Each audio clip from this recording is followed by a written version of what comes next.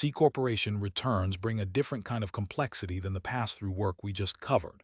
There is no K-1 allocation puzzle here, and the federal rate is a flat 21%, so the arithmetic itself is simple. What replaces that complexity is tracking. Earnings and profits kept on a separate depreciation method, the dividends received deduction, and for the largest clients, Schedule M3 and the corporate alternative minimum tax. In this section, we will walk the 9-step preparation workflow, the quarterly estimated tax service every C-corp client needs, and the errors that show up most often when a preparer treats a large corporation like a standard one. Form 1120 is due April 15th for a calendar year corporation, or the 15th day of the 4th month after fiscal year end. The flat 21% federal rate makes the rate calculation itself straightforward, which is a real contrast to the bracket and surtax work on the individual side. But that simplicity is deceptive. Intercompany transactions, consolidated returns, and the corporate alternative minimum tax, or CAMT, add significant complexity for larger clients. And size matters early. Any corporation with total assets of $10 million or more triggers Schedule M3 instead of the simpler Schedule M1. So knowing the asset threshold at intake changes what documents you request on day one. The most visible difference is right at the top of the return.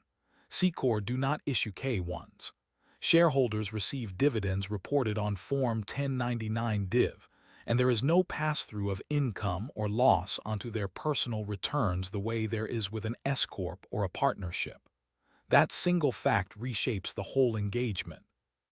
Instead of allocation schedules, the preparer is tracking earnings and profits, computing the dividends received deduction when the corporation owns stock in other companies, and managing quarterly estimated payments that a pass-through client never has to think about in the same way.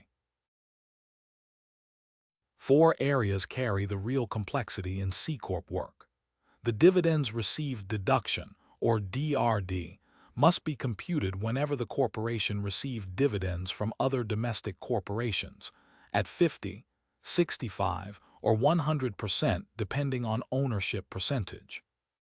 Estimated tax is a quarterly obligation, due April, June, September, and December, and large corporations with prior year tax of $1 million or more must switch to current year income for the second, third, and fourth quarters.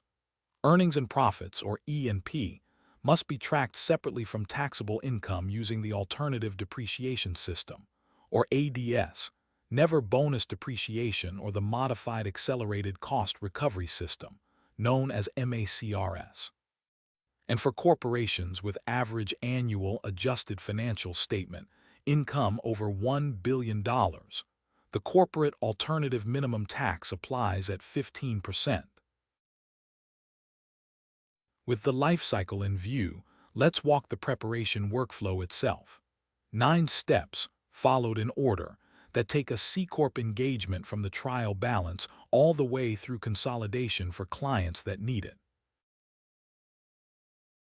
The sequence starts with the trial balance and the prior year return, and you request the full financial statements up front because Schedule M3 depends on total assets. So you need that number before you know which reconciliation schedule applies. From there, you enter the trial balance and build the income calculation, starting with book income and adjusting for non-deductible expenses and every timing difference between tax and book depreciation. Step 3 is the depreciation schedule itself. Apply 100% bonus depreciation, made permanent under the One Big Beautiful Bill Act, or OBBBA, to qualifying assets, while maintaining a completely separate E&P depreciation schedule on ADS. Step 4 reconciles book income to taxable income on Schedule M1, or M3 for the large corporations, documenting every difference. Step 5 computes the dividends received deduction where applicable, documenting the ownership percentage in each payer corporation. Step 6 is the Section 163J business interest limitation, which we will look at closely on the next slide, since the OBBBA changed the calculation in a way that can revive carry-forwards from prior years. Step 7. Prepare state returns for every nexus state, with apportionment schedules for multi-state operations. Step 8 computes next year's estimated tax and hands the client a payment schedule for the 4 quarters ahead. And Step 9, for consolidated groups, completes the elimination work paper, the intercompany transaction log, and the separate return limitation year, or SRLY, analysis where it applies. Section 163, J limits how much business interest expense a corporation can deduct based on adjusted taxable income, or ATI. From 2022 through 2024, that ATI base excluded depreciation and amortization, which shrank the limit and left many corporations with disallowed interest sitting in a carry-forward. The One Big Beautiful Bill Act restored the earnings before interest, taxes, depreciation and amortization, or EBITDA, version of the ATI base. That is not a minor technical tweak. It means interest that was disallowed under the old, tighter base may now be deductible under the new one. So every C-corp client's prior year 163J carry-forward deserves a fresh calculation, not an assumption that it is still stuck. Estimated tax planning for C-corp is not something you pick up in April of the following year. It is an ongoing service, and the senior preparer assigned to each C-corp client should review it proactively after every quarter's financial results come in. The process is the same 5 steps each time.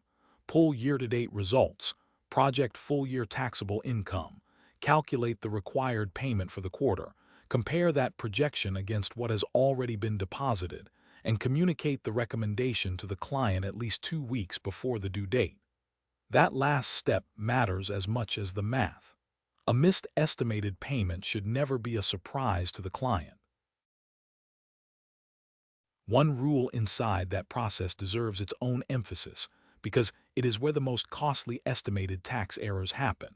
A regular corporation can rely on the prior year safe harbor, 25% of last year's tax, for all 4 quarters. A large corporation, defined as one with prior year tax of $1 million or more, can only use that prior year safe harbor for the first quarter. Quarters 2 through 4 must be based on current year income using the annualized method. Applying the prior year safe harbor across all 4 quarters for a large corporation is a direct path to an underpayment penalty, and it is a rule worth double-checking on every large C-corp client, every single quarter. 4 errors account for most of the C-corp rework we see. Calculating E and P depreciation on the same schedule as taxable income depreciation, instead of keeping a separate ADS schedule. Skipping Schedule M3 for a corporation that crossed the $10 million asset threshold, and filing M1 instead. Missing a Section 163J carry-forward from 2022 through 2024 that the restored EBITDA base may now make deductible. And applying the prior year safe harbor across all 4 quarters for a large corporation. Notice the pattern. 3 of these 4 come from not recognizing that a client has crossed into large corporation territory. Confirming the asset total and prior year tax at intake every year prevents most of this list before it happens. C-corp work trades the allocation complexity of pass-throughs for a different kind of discipline. A flat 21% rate, a 9-step workflow that keeps E and P, the dividends received deduction, and Section 163J current, and a quarterly estimated tax service that never waits for year-end. Get the large corporation thresholds right at intake.